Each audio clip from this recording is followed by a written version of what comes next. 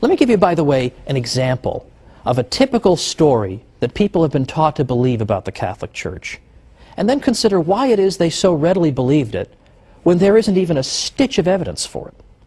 And here's an example that I think even many people in the viewing audience might have believed, and I myself believed. I have no reason to think otherwise.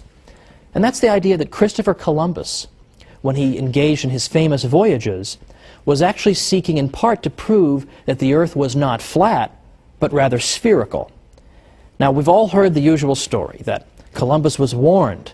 No, Columbus, no, don't go sailing that far. You're going to fall off the edge of the Earth. Don't you know that? The Earth is a big flat disk, and you're going to fall off the edge and get eaten by dragons, or giant radioactive spiders are going to eat you, something like that. He was warned about all this. Don't do it. Well, he did it anyway, and this goes to show how brave and wonderful he was. Now, I don't dispute that Columbus was indeed a brave and skilled navigator. But Columbus himself, were he here today, would tell you that he was not seeking to prove the Earth was spherical. Why? Because everybody already knew it. Everybody already knew the Earth was a sphere. In effect, no educated person in Europe believed the Earth was flat. That is a myth. That's an almost absurd myth. In fact, just try to go back and find anybody in the history of Christendom who believed in a flat Earth. Just look for them. If everybody believed it, that shouldn't be so hard. And yet you can't find any examples. Well, I correct myself. You can find two examples of people you've never heard of. Lactantius, for example, from the late 3rd and early 4th centuries. He had no influence on anybody, and in any event, he was speaking more allegorically than anything else. The other person who seems to have believed it was a 6th century figure named Cosmas Indicopleustes. You ever heard of him? Neither have I. And neither had anybody in Western Europe. Cosmas wrote in Greek. By the time you get to that period of time, hardly anybody in the West speaks Greek. Pope St. Gregory the Great, for instance, who was Pope from 590 to 604, already he doesn't even speak a word of Greek. So hardly anybody could have read Cosmas. He wasn't translated into Latin until 1706. So anybody who may have taught a flat Earth had an audience of about 1 or 2 people, had no influence on anybody. The fact is, everybody understood the Earth was a sphere.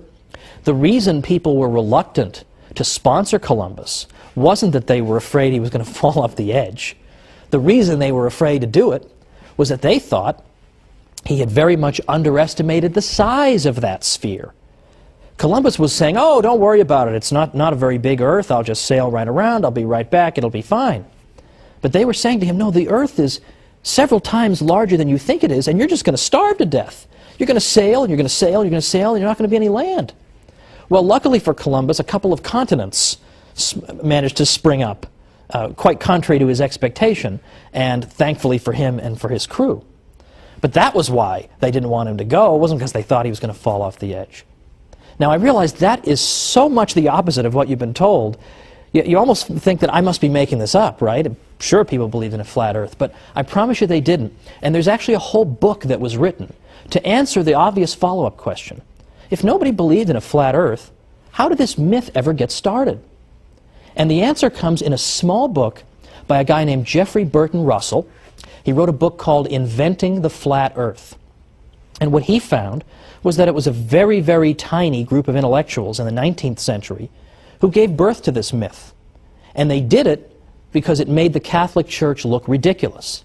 Because in the 19th century, there was a lot of debate and dispute with the Church about Darwin and other matters. And the idea was that if we can portray the Church as being so ridiculous that it used to actually teach the Earth was flat, then we can show that she is an utterly contemptible opponent. So they invented this story to cast the Church in an absurd, ridiculous light. I am sure they had no idea the longevity of this myth, that in the 21st century people would still be taught it. I'm sure somewhere in the world right now as I speak, somebody's being taught the stupid Church taught the Earth was flat and brave, heroic Columbus proved them wrong. It just won't go away. But why won't it go away? Why does it have such staying power?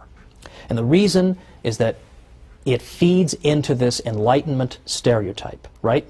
The Catholic Church is stupid, it inhibits progress, it forces us to believe foolish things.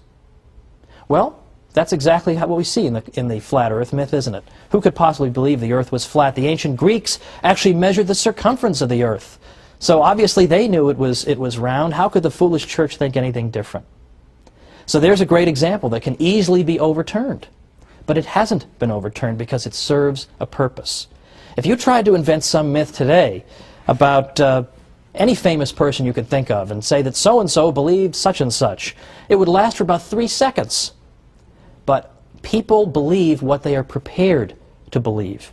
And people are prepared to believe the worst about the Catholic Church.